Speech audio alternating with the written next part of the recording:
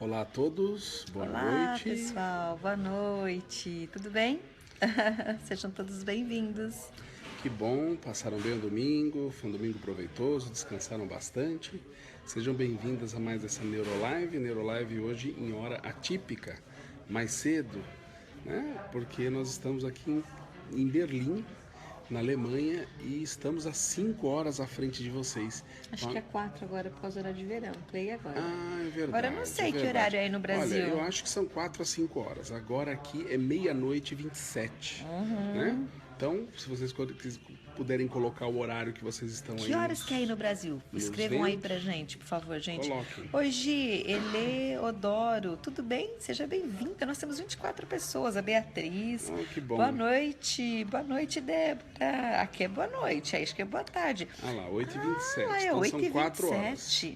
4 horas de diferença. Que legal. Olá, Daniele, obrigada. Oi, Patrícia, boa noite. Boa noite. Vamos chamando o pessoal aí, porque hoje a gente teve que fazer um pouco mais cedo a live, né? Legal, 8h20 lá, Clay. A gente teve que fazer esse horário porque senão a gente ia ter que ficar 1h da manhã e amanhã o Clay tem congresso cedo para vir aqui em Berlim. Congresso tá? ao qual eu vou estar colocando vocês a par, ele começa amanhã e amanhã bem cedo. Então eu já tenho que estar começando a me preparar para dormir, para poder amanhã estar bem disposto para conversar com vocês sobre as novidades desse congresso. Esse congresso é sobre TDAH, tá? Mas o Clay também vai ver muitas coisas sobre TDAH e autismo, né? Sempre tem algumas coisas relacionadas ao autismo, sempre tem algumas coisas relacionadas à medicação, à atualização de informações clínicas e de consensos internacionais dos últimos 2 anos. Tá? Boa noite, Michele. Boa noite, Fernanda. Boa noite, Letícia, Alessandra, Thaís. Boa noite, Verônica, Maria José. Carol. Boa noite, Carol. Boa noite todos. Raquel. Boa noite, pessoal. Que bom. Vocês viram a foto? Ah, legal. Oi, Ângela. Oi, Renata. Tudo bem? Boa noite, Davi. Que bom. Boa noite. Legal, gente. Nós estamos com 72 pessoas. Nós começamos a live um pouco mais cedo hoje. Vocês sabem que as nossas lives, elas são de domingo, terça e quinta. Terça e quinta a gente faz algum tema correlacionado a desenvolvimento, comportamento e aprendizagem da infância e da adolescência. E hoje é o dia do autismo. Hoje o Clay não tem aquele escrito, né? Não, nós não temos o banner hoje. Não é banner, Clay, como é que é o nome daquilo? É um negócio que a gente escreve, né? Enfim, né? Sim. O flip chart, acho que é. Flip chart, Clay. Isso, tá? Então a gente não tem. E aí hoje a gente vai estar respondendo as dúvidas de vocês sobre o autismo. Olha lá, Caruaru. Quem mais, gente? Vão colocando de onde vocês são. Olha, eu vi Caruaru, lembrei que aqui tá 5 graus tá agora, hein? Tá um frio aqui. Vocês não têm noção de como é frio aqui. 5 graus, 5. Muito frio. Ainda bem que aqui dentro é tudo muito quentinho, viu? Porque é um frio muito. Teresina, Piauí. Teresina deve estar quente. Teresina é 40 graus. Deve estar gostoso. Fabiana, boa noite. Belfort Roxa, 8h30 da noite. Boa noite, Irene. Boa noite. Que bom, gente. Que bom que vocês vieram. Bom. Santa Catarina, legal. Vitória da Conquista. Vamos falar então um pouco. Tirar um pouco. Clay, vamos falar um pouco do TDAH e do autismo. Não é que a gente está no congresso de TDAH? Vamos falar um pouco dessa correlação.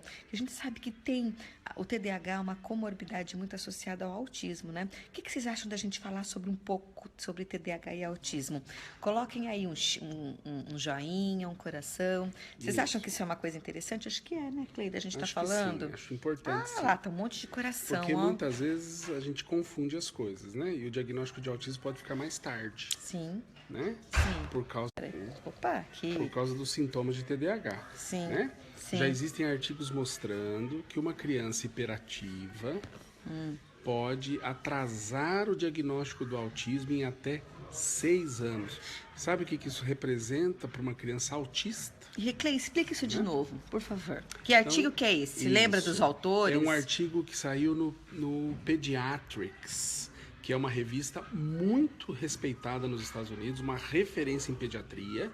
Eu só não lembro o nome do autor, mas depois, quem tiver interesse, eu posso estar colocando isso para vocês. E é recente o artigo? É um artigo recente, um artigo que saiu em 2014 ou 2015, mostrando que uma criança hiperativa, a tendência da equipe e do profissional médico, especialmente o pediatra, é de achar que essa criança tem TDAH e não de que ela tenha possivelmente autismo. Então, por exemplo, uma mãe que vê o filho um pouco hiperativo, a preocupação maior é em relação à hiperatividade.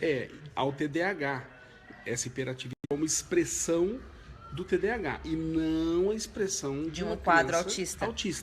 E olha, gente, isso é sério, porque no TDAH, o diagnóstico precoce não faz lá muita diferença, mas no autismo, o diagnóstico precoce ele é crucial. Então, assim, um alerta que o artigo deixa no finalzinho, de que numa criança hiperativa é sempre importante rastrear o autismo, em primeiro lugar, e deixar o TDAH em segundo plano, ok? Outro ponto muito importante é que hoje o TDAH é considerado um sinal clínico de risco para atrasar o diagnóstico do autismo. Isso é importante. Enquanto que no Brasil a maior causa é a falta de informação, que faz a gente atrasar, na Europa e nos Estados Unidos é a presença do TDAH associado ao autismo. Por quê? Porque o TDAH é um transtorno que também leva a alguns sinais de problemas de socialização, pode levar a problemas de linguagem também. A diferença é que a criança com TDAH tem como principal quadro a falta de atenção, enquanto no autismo o principal problema é a interação social. E a alteração da linguagem. E aí entra a alteração da linguagem, que no TDAH é mais comum uma alteração fonológica, um problema só de reconhecimento de som de letra e número, de som de letra, enquanto no autismo o problema principal é na linguagem semântico-pragmática, a linguagem ligada ao contexto, ligada ao significado. Então esse perfil de linguagem é diferente. E os comportamentos repetitivos e os interesses restritos, que no TDAH não tem, e no autismo a gente tem bastante. Mas o que a gente tem nos dois é o hiperfoco, né, Cleide? Mas o que é o hiperfoco? Fala um pouquinho. O hiperfoco numa criança com TDAH é quando ela gosta muito de uma coisa, ela consegue se concentrar bem naquilo. Só que quando você chama a atenção dela ou pede para ela fazer uma outra coisa, mesmo contrariada, ela para e vai lá fazer. Ela tem noção da mudança da rotina. A criança com autismo não tem essa noção. Ela acaba não mudando a rotina dela e ficando só naquilo e querendo só fazer aquilo e ficar a todo momento falando ou fazendo aquilo. Tá bom? Então essas pequenas diferenças fazem com que a gente tenha que separar um transtorno do outro. Porque se eu deixo de fazer o diagnóstico de autismo cedo, isto faz muita diferença para a criança. Sim. Gente, o som aí tá bom? Como é que tá? Que a gente só quer dar uma olhada. Clay, fale um pouquinho sobre o autismo leve dentro do espectro autista. É autismo leve, é isso? Isso. Como que é hoje? Existem 3 dimensões de autismo. Autismo leve, autismo moderado e autismo severo. De onde que vem essa classificação? Essa classificação vem do DSM-5. O que é o DSM-5? Que é o Manual de Transtornos Mentais da Infância e da Adolescência. Ele traz esse padrão. Então, assim, quando a criança tem um autismo leve, ela não é tão dependente. Ela consegue fazer as coisas com certa autonomia, tendo algumas dificuldades apenas na interpretação de símbolos e situações sociais, e tendo alguma dificuldade no cumprimento de atividades que exigem a interpretação automática do que está acontecendo socialmente. O resto ela dá conta. Tá? E o autismo leve preocupa, sabe por quê? Por quê? Porque enquanto o autismo moderado e o severo são diagnosticados rápido, cedo, o leve passa batido e ninguém percebe. E essa criança acaba tendo maior chance de desenvolver, de sofrer bullying e desenvolver problemas depressivos. Comorbidades. Outras comorbidades, né? Como transtornos de humor depressivo, porque elas sofrem demais em ambientes onde elas estão levemente preparadas. O Clay, e o hiperfoco? A Paloma está perguntando. O hiperfoco pode mudar de tempos em tempos na criança com autismo leve? Autismo, sim, pode. Ela pode mudar de hiperfoco. TDAH também, viu? O TDAH também, tá? Isso é muito comum acontecer. A gente diz isso porque o nosso filho é TDAH. E ele tem uma loucura por coisas de Segunda Guerra. Então a gente está aqui em Berlim e a gente vê muitas coisas, né, Clay, históricas, né? Sim. E assim, a gente fala, nossa, o nosso Gustavo ia amar. Então a gente acaba comprando, por exemplo, livros, essas coisas para quê? Para estimular ele a melhorar a leitura e tudo mais. Vai lá, Clay. Olha, uma pergunta muito importante. Maria Cristina Rasmori, quando você fala diagnóstico cedo, qual é a melhor idade? Pode ser diagnosticado antes dos 3? Pode não. Deve, Maria Cristina. Deve. Antes dos 3 anos, tá bom? Não existe esse negócio de espera para ver o que acontece. A Beatriz Estrela Clay, tem uma filha de 4 anos diagnosticada com autismo. A neuropediatra dela acha que a minha filha de 1 ano e 2 meses também tenha. As pessoas acham muito precipitado, mas eu confio nela. Eu acho que você deve confiar, vamos ver Beatriz. mais. Qual a possibilidade disso acontecer em meninas? E com quantos anos fecharam o diagnóstico dela? Olha, quando a gente tem um filho do sexo feminino, uma menina, a chance de ter outro filho com autismo é muito grande, principalmente se nascer menino. Agora, se a pediatra, muito atenta, está achando que com 1 ano e 2 a sua outra filha pode ter autismo, não espere. Vá atrás de tratamento. Mesmo que não seja, mesmo que você não tenha um pode diagnóstico. Pode ser que não seja concluído. Mas faça a intervenção. Faz a intervenção no que está atrasado nela, tá bom? Isso é o mais importante. No nosso site www.entendendoautismo.com.br, a gente tem a escala MCHAT. É uma escala americana que foi traduzida para o Brasil, né? Tá em português. Lá você preenche os itens e você vê se a criança tem risco. Ela não é uma escala diagnóstica, ela é uma escala que ela vê o risco, é o rastreamento. Mais importante do que fechar o diagnóstico é você ver o atraso e intervir, tá bom? Isso é muito importante, tá bom? Olha, aqui alguém fez uma pergunta importante. O TID-SOE, que é o transtorno invasivo do desenvolvimento sem outras especificações, a síndrome de Asperger e o autismo de alto funcionamento, pertence ao autismo leve? A Márcia está perguntando. Não, só a síndrome de Asperger, tá bom? As outras 2 situações só se a criança tiver uma certa autonomia. Aí é considerado autismo leve. E só para vocês saberem, assim, a gente ainda usa o termo Asperger, né? Mas pelo DSM-5 agora você não tem nem TID, né, Clay? Não tem transtorno invasivo de desenvolvimento e nem Asperger. Transtorno global de desenvolvimento também, tá? Tá. A Edilene pergunta aqui como lidar com hiperfoco no TDAH. Então eu posso dar 2 dicas aqui. A primeira dica de pai e de neuropediatra, tá? A primeira dica, use o hiperfoco para desenvolvê-lo em outras coisas. Então, por exemplo, a criança não gosta de ler. Mas se você usar o tema que a interessa, ela vai ler. Vai. Tá? Experiência própria. Experiência própria. Então, use o hiperfoco como uma forma de fazer ele ler. Segundo, uma outra forma de usar o hiperfoco dele é trabalhando situações onde intercale coisas que ele tem que fazer com coisas que ele gosta de ter hiperfoco. Com isso, ele fica motivado para fazer as outras coisas que ele não gosta muito, para chegar no hiperfoco que ele tanto quer. Tem uma pergunta bem interessante aqui que eu achei, Clay, bem legal. Os primeiros sinais que indicam autismo e TDAH. Isso é muito importante. Então vamos lá. Os primeiros sinais que podem indicar as 2 coisas. Então, uma criança muito irritada, extremamente irritada. Você não sabe o motivo, você não sabe o porquê. O ambiente da sua casa não justifica e ela é extremamente irritada.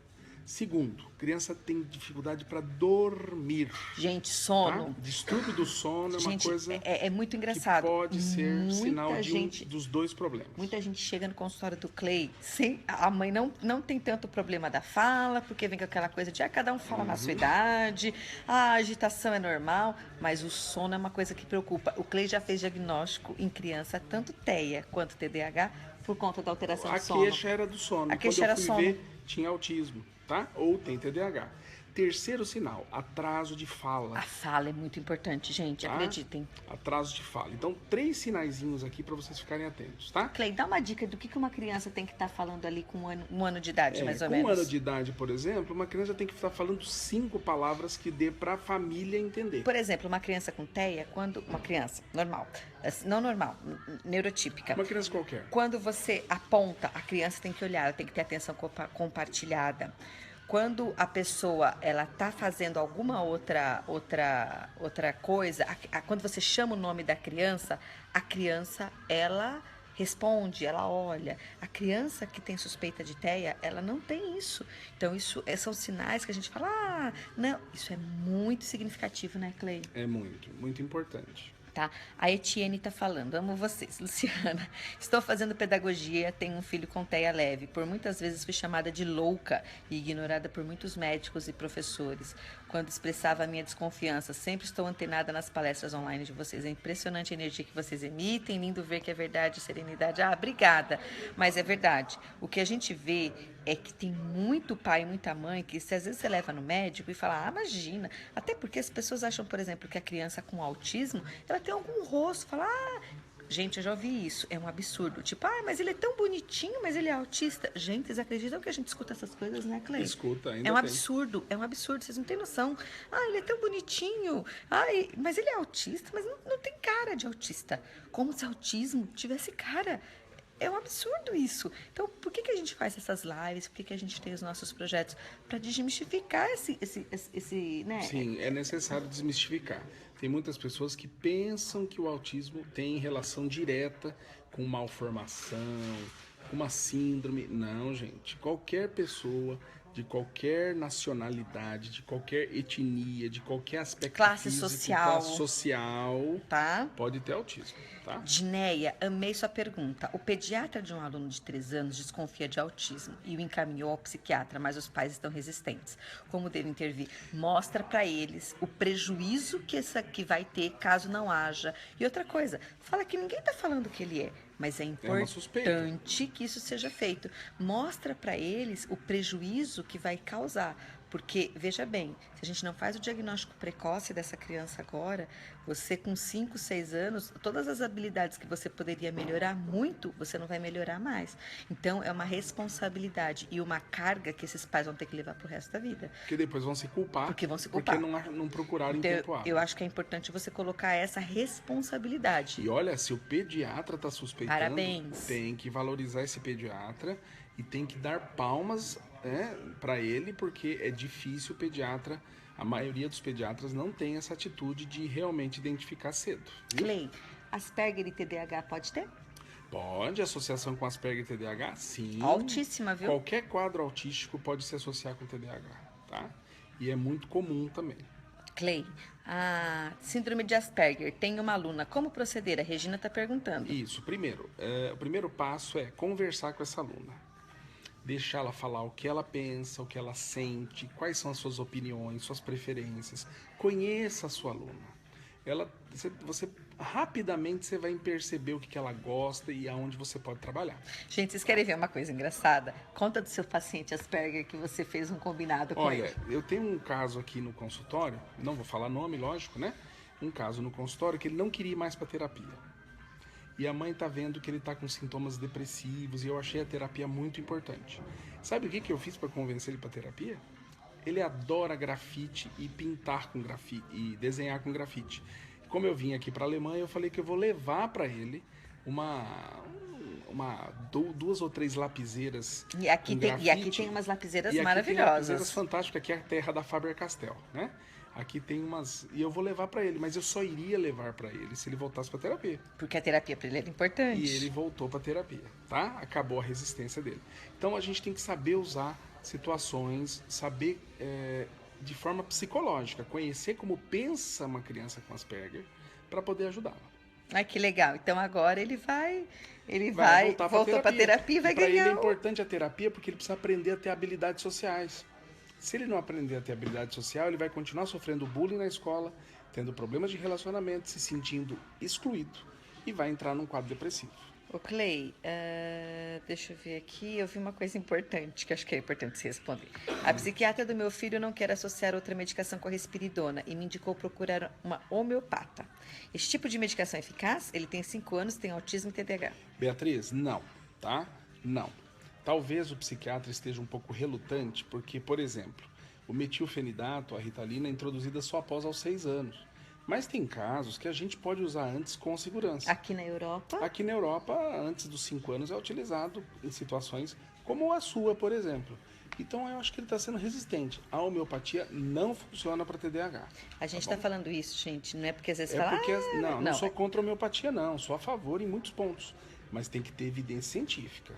No TDAH, a homeopatia é inferior a outras medicações. Então, eu não posso enganar meu paciente. Eu tenho que falar aquilo que realmente as evidências mostram que é Até verdade ou não. porque a gente está lidando com vida, eu sempre falo isso para vocês, é uma responsabilidade muito grande, né? Exatamente. Tá? A gente está lidando vida não só da criança, da família, enfim, são várias coisas que estão envolvidas.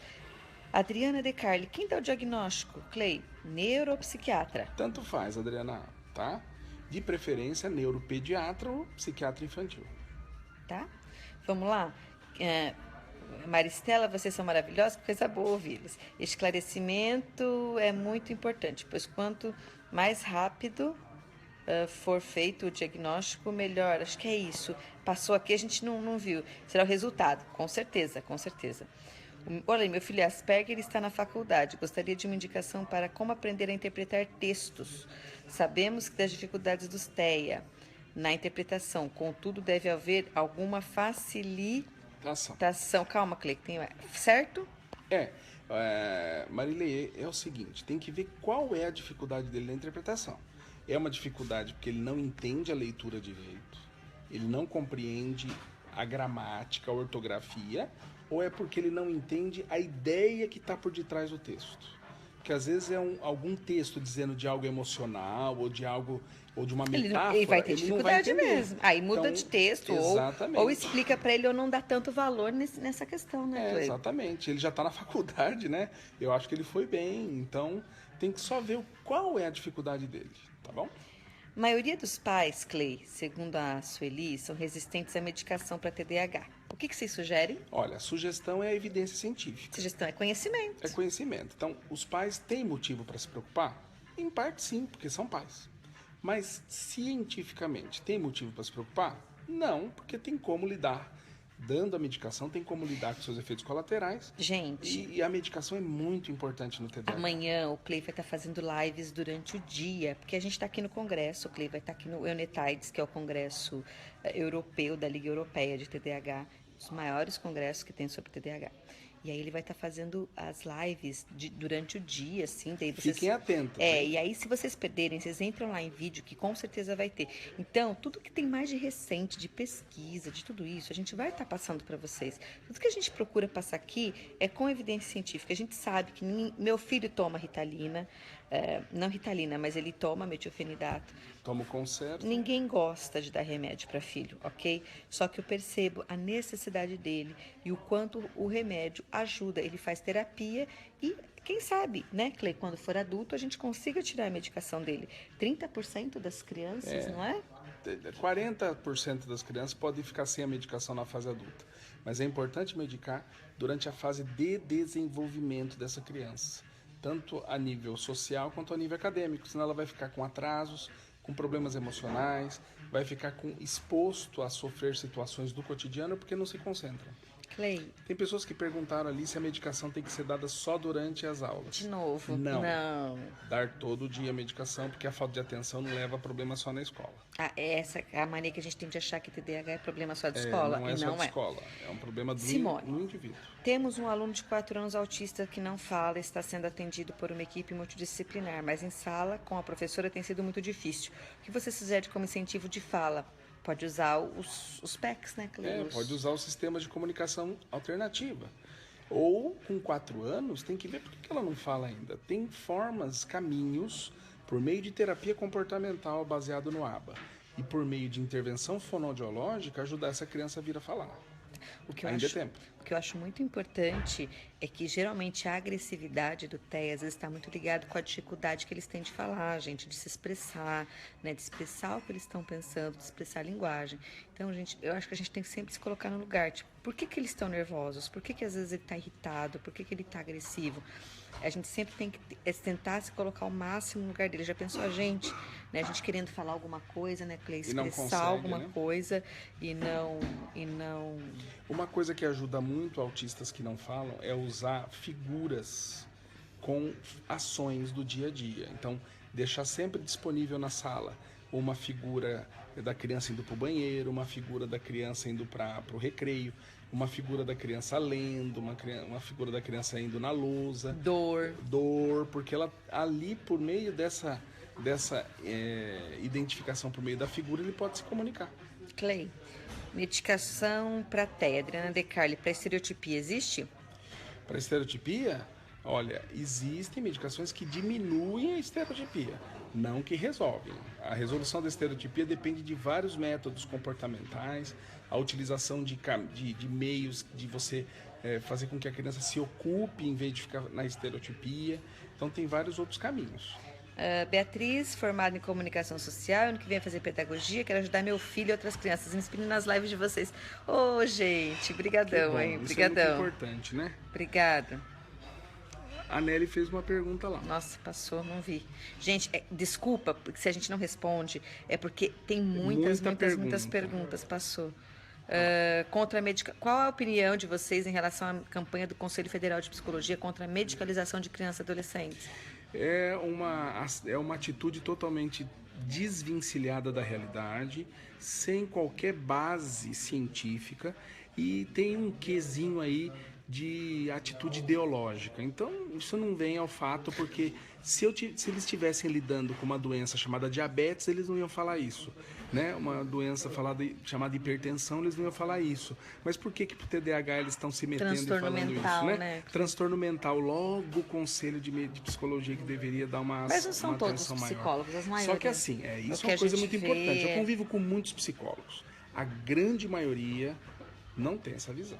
Longe disso. Pra vocês terem ideia, quando o Clay veio fazer um treinamento aqui na Universidade de Vrije, foi muito legal, né, Clay? Porque ele ficou no Instituto de Neuropsicologia, né? Ele tá fazendo o doutorado dele. Enfim, um dia a gente explica qual é a pesquisa do Clay para vocês, que é meio longa. E quem é que indica a medicação aqui? Aqui na Europa, quem indica a medicação é o psicólogo. Não, ele não medica. Ele não medica, mas ele indica e orienta o paciente a procurar um neurologista ou um psiquiatra. Para poder se medicar. Então, gente, vocês querem o quê? Tratamento de primeira linha, tratamento baseado em evidência ou não? A gente tem que buscar aquilo que tem evidência. Vamos dormir, Clay. Isso, tá na hora, né? Já temos 370 pessoas aqui com a gente, bacana, né? Que bom, bacana. Viu? Espero que vocês tenham aproveitado bastante. Uma boa noite aí para vocês, bom final de domingo, boa semana. E fiquem espertos, porque amanhã, a qualquer momento do dia, depois do meio-dia, porque antes do meio-dia vocês vão estar dormindo ou acordando, eu não vou tirar vocês cedo daí para ir para a live, né? Vocês vão estar trabalhando também, vão cedo ao trabalho. Amanhã, a partir do almoço, em qualquer horário, eu posso estar entrando para falar sobre as novidades aqui do Congresso da Rede de Pesquisa Europeia em TDAH. Vocês gostaram, gente? Dá um joinha, põe um coração. E o que vocês vão fazer quando acabar essa live? Todo mundo vai?